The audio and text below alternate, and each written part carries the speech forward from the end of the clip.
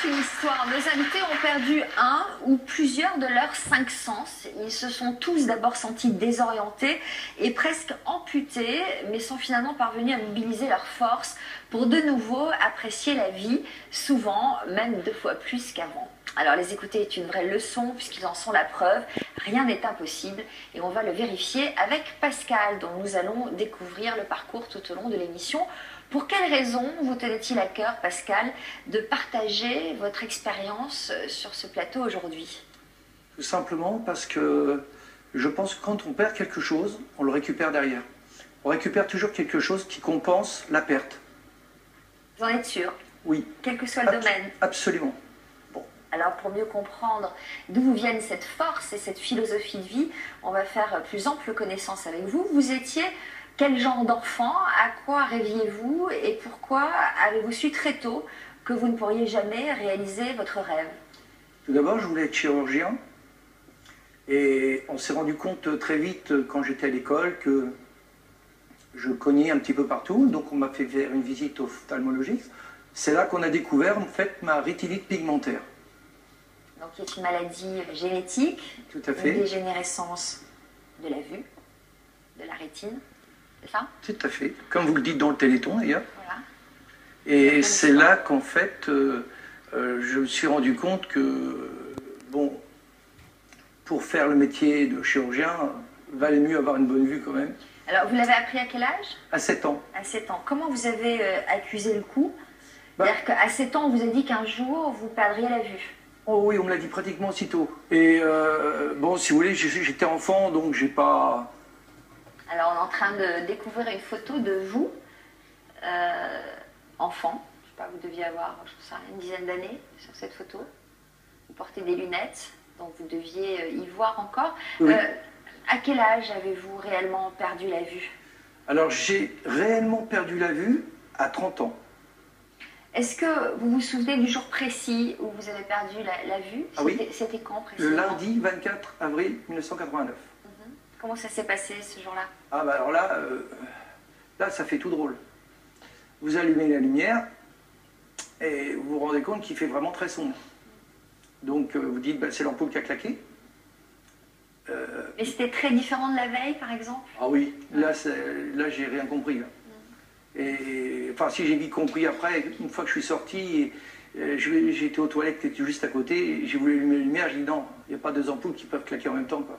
Voilà, j'ai compris. Et alors là, comment vous avez réagi? Ah, bah alors là, ça m'a fait un clash dans la tête, quoi. Je dis là, faut que... J'ai cogité, quoi. J'ai réfléchi, je me suis dit là, ça y est, c'est foutu, quoi. C'est terminé. Est-ce qu'on éprouve de la colère? Ah oui, ouais.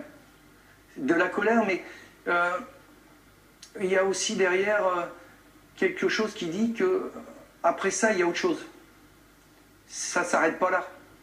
Est-ce que ça, vous aviez eu le temps d'y réfléchir à cette philosophie de vie? Oui. Vous étiez préparé à vous dire ça un jour? Oui, quand j'ai attrapé les 17 ans et j'ai vu que la vue commençait progressivement à baisser, c'est là que j'ai commencé à me préparer.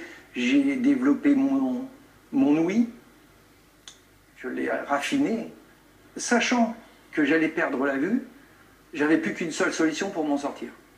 C'était où j'allais retenir un maximum de choses, et là, à ce moment-là, je pouvais m'en sortir. Mais parce que dans ce moment-là, vous puisez dans vos souvenirs? Oui, tout à fait. Quand vous avez envie de voir de la couleur ou des paysages, vous puisez dans ce que vous avez emmagasiné? Tout à fait. C'est-à-dire que je peux aller en vacances avec ma femme. Si on a décidé d'aller en Italie, on va en Italie. Mais si moi, sur mon transat, j'ai envie d'être en Polynésie, je suis en Polynésie. C'est pratique, remarquez, hein, ça évite, je voyage. Voilà, on économise quelques billets d'avion. Voilà. Même s'il fait très mauvais, qu'il ne fait pas beau, ben, j'imagine ce que je veux. Est-ce que les premiers mois, comme Dominique, vous avez éprouvé une baisse de morale? Ah oui, il y a eu une dépression, déprime? Oui, tout à fait. Il y a eu un moment donné où ça allait pas, quoi. Je me suis dit, c'est pas terrible, je me posais beaucoup de questions. Ça tournait dans la tête, je savais plus trop quoi faire. Et c'est là que j'ai eu quand même de l'aide d'un très bon ophtalmo. Et c'est lui qui m'a orienté vers un centre de rééducation à Marly-le-Roi. Alors moi, je suis allé là-bas surtout pour l'autonomie. C'est ça, en fait, c'est pas pour rééduquer votre vue, non. Qui malheureusement ne pouvait pas l'être, mais non. pour apprendre à vivre seul. Voilà, je voulais partir.